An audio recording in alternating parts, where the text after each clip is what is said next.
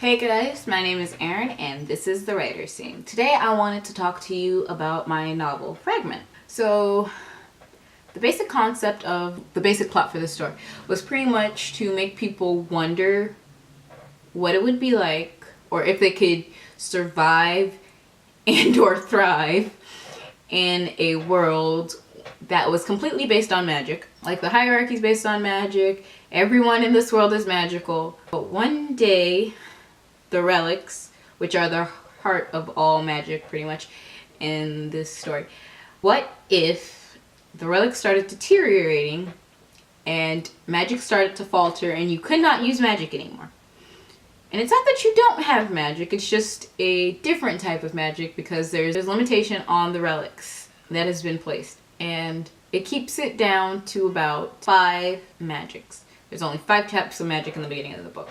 The 5 types are the basic elements: fire, air, earth, water, and illusion magic, which is the most valuable, prized, and purest magic known.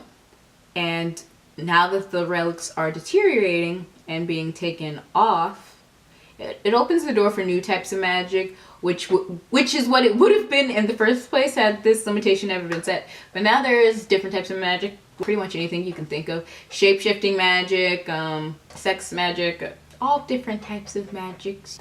I call it techno magic, but I don't really know how to explain that type of magic. Lots and lots of types of magic, different uses. Pretty sure you could have something like clockwork magic in this world. Trinkets and things moving. Mechanical magic.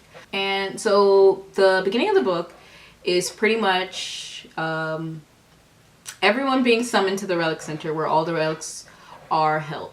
And at the Relic Center you have all the characters gathered around, so I'm just going to introduce you to the characters. First character is Sandra. She's the main character. This is a book of multiple storylines, but she's like the most primary of the 4 characters. So Sandra, she is from Linksys. She is the innocent, she's the pure and kind-hearted. She's the future queen of Linksys, and she would have been queen as of the date of the start of this book, but her wedding was interrupted, and since the wedding did not come to a complete end, didn't go through all the way, she's still technically a princess right now. That being said, Sandra is absolutely pissed right now and this is like the last thing she wants to deal with, trying to figure out how to use magic in these new circumstances. But she realizes that she's a queen, and she also knows that she doesn't really have a choice, because even her dad, the king, tells her, it's like, listen, all of magic has been reset, and that means that everyone is even now. Everyone's at square one, and hierarchy can be overtaken and overthrown as we know it. The whole thing can be changing if you don't get a grip on how to use magic in these new circumstances. And the king would do it himself, but he wants this to be on the way to the Relic Center. He was like, whatever this problem is, I'm pretty sure you can handle it. And this can be your first act as queen or whatever. And on top of that, what the dad really wants is he just wants to go back to his wife. He's even telling Sandra, his daughter, it's like, you know what, you can do this, and you got to figure it out anyway. This is the only way that you can secure our reign and your reign. You don't really have a choice. You got to go on this trip to the Forest of Oku with the other kingdoms, which I'll get into in a bit. And then we have Luke Marins. He's such a sweetheart. He's really corny. He's really shy. He's like a little wallflower. He is absolutely adorable, and he has a crush on a character, and I will not say who, because that'd be a spoiler, and you're not going to get that type of spoiler out of me. And Sandra has a really interesting secret, which I definitely can't tell you. But Luke's character, he's shy, he has no ties to royalty, he has no title, he's just a simple commoner. He's really in the book and mixed in with this scenario because he was the one who reported the relics were changing and deteriorating at the Relic Center, because anyone can visit the Relic Center, it's like a historical site, anybody can visit it.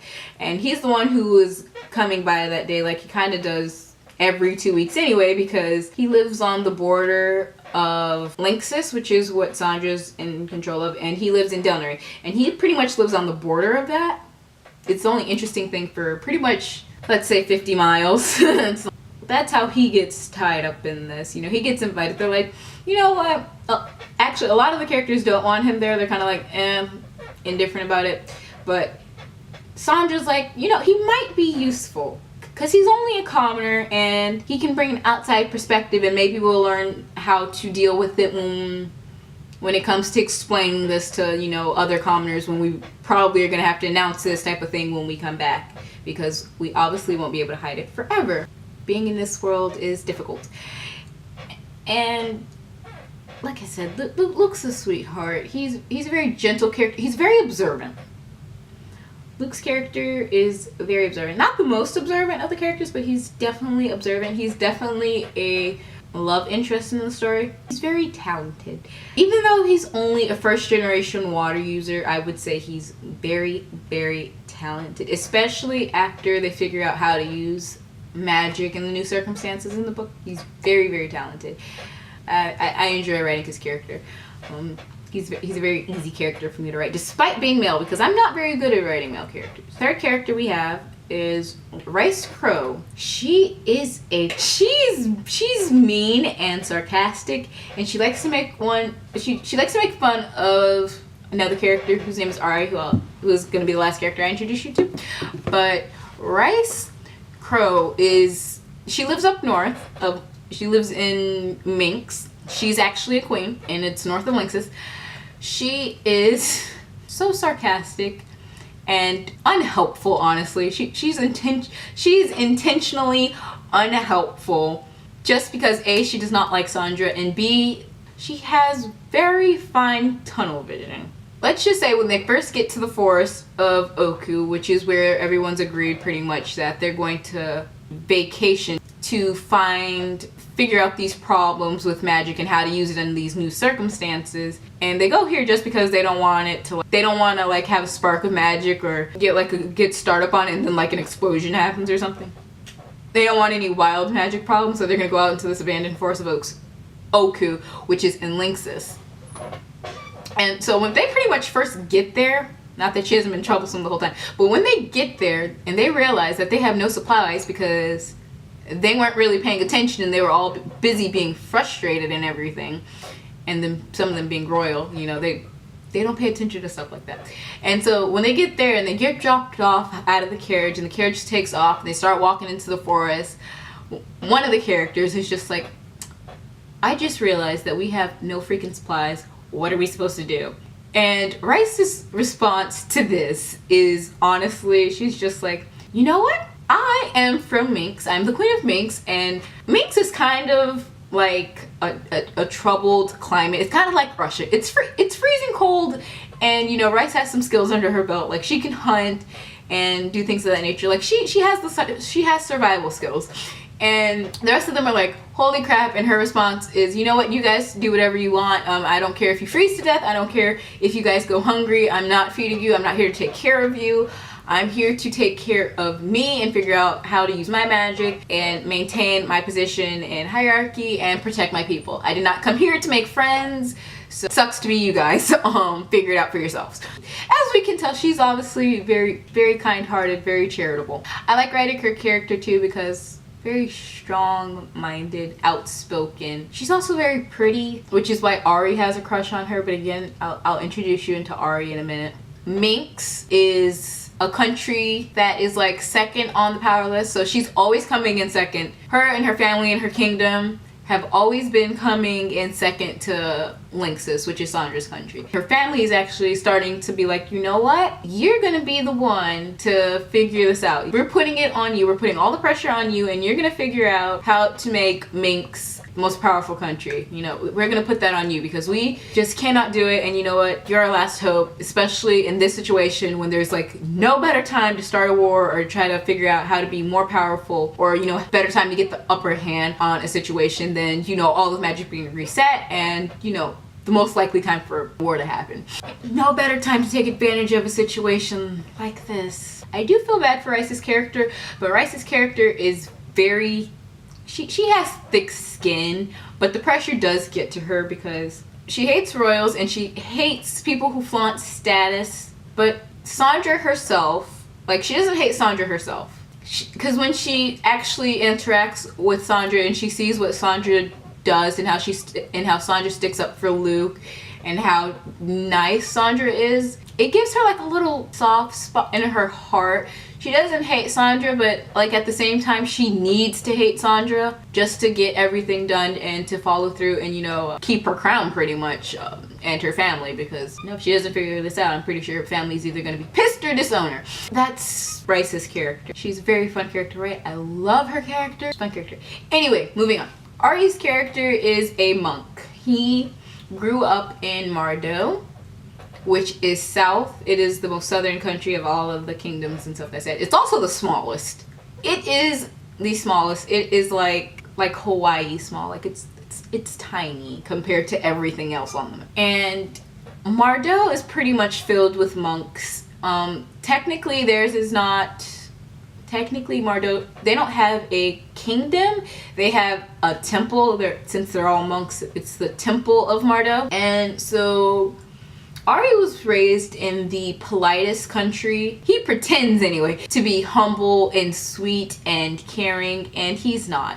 He's a giant F-boy, and that is pretty much his role in, you know, to be a bit of a comic relief. But he, you know, he obviously knows how to play both sides because he was raised one way. He knows how to be a gentleman, but like temptation itself and his inner desires of just wanting to get in bed with people, it just overrules all of that. So he'll be all monk-like. He'll still be flirtatious and kind of forward for a monk, but you know, it gets done. Like he'll be all sweet and cunning until he gets what he wants. And so pretty much he's a bad monk. And while all of this is going on, even on the carriage ride to the Forest of Oku, everyone's just like, how are we gonna get through this? You know, this is the biggest problem one could really ever encounter. This has never happened.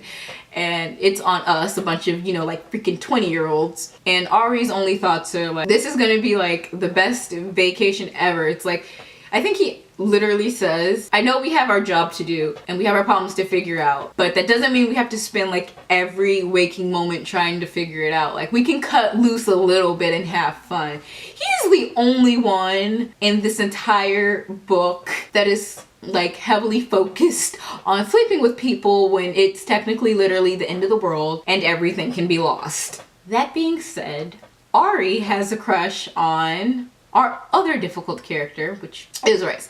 And Ari and Rice, they have this relationship that just shouldn't work, but it does. It just works. They have like a Bonnie and Clyde relationship. They literally just get along because on the inside they're, I don't want to say evil, but they're both ingenuine people. They're gonna wreak so much havoc throughout the novel. It's ridiculous. And it is such a good thing that Rice is so apathetic about things, because if Rice didn't have as much apathy or a mask of apathy, she would probably kill Ari by the end of this book, honestly. Ari's a funny character, honestly. And you know what? I'll actually tell you guys why Ari's a funny character, because he's so perfect. He's beautiful, he's attractive, he knows it, he's confident, he's got it all going on. But the minute he sees an ant, he loses it. He is so afraid of animals. It doesn't even matter what animal. It could be an ant, it could be a butterfly, it could be a bear, it could be a non-poisonous snake, it could be a poisonous snake, it could be the most harmless or the most dangerous animal. It could be small, it could be huge. He is going to lose his crap no matter what. And the reason for this is because when he was younger, and he was still in Mardo living with his family, his mother took in a snow hare. Since they're monks and they live in the mountains or whatever, and they have all these little bunny rabbits around the place, his mom took in a bunny rabbit, and it was too early to tell, but they were taking care of this bunny rabbit, and what happens was that his mother, the bunny rabbit had rabies and it bit her and scratched her up a bit, and she did not have a very good immune system compared to the rest of the family. And so now I guess you could say he's kind of paranoid about like germs and anything really happening with any type of animal. He's just like, I don't want to be near any animals, which sucks because they're literally going to an abandoned forest. And not any forest, because this is the forest of Oku, and the word Oku means dead. His character did not know that's what Oku meant before they got there. So not only is he going to be in like a jungle type terrain this entire novel, he's in a jungle type terrain, afraid of animals, and it's literally called the Forest of the Dead.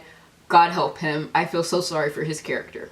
Like I said, Sandra has a really interesting, secret. And yes, for this book, I actually decided to give all of my characters secrets just so they could have a big, pretty much one chapter is going to be a big flashback of their backstory and, you know, their secrets. Because I had to figure out some type of way for them to get along. And boy, do they keep some heavy secrets in this novel. And most of them are about romance, not all of them. But they're, for 18 to 20-year-olds, these are dangerous people. Royalty or not, like, everyone is just on such an even playing field. Like, even royalty and stuff, they have their secrets and they have their sins. You know, they have their things that they don't want anyone to know about. This book is so complex that I don't even know if I can tell you any more of it without spoiling it. So I guess I'll just stop the video here. And if I can think of any other non-spoiler-ish things, then I'll make a second video about it. Well, since that's that, thanks for watching. And if you want to support me, you can like this video, you can subscribe down below, or you can buy my other 2 books, which are also fantasy novels. This one is The Days Are on Fell, which I'll probably be making an all about my novel video for that. And The Round Painter, which is this one, and Fragment, the one I just told you about, is high fantasy, but this one's more contemporary fantasy. Also buy my book and support me on Patreon. And I will put links below in the little box. And I hope to see you guys next time. Bye!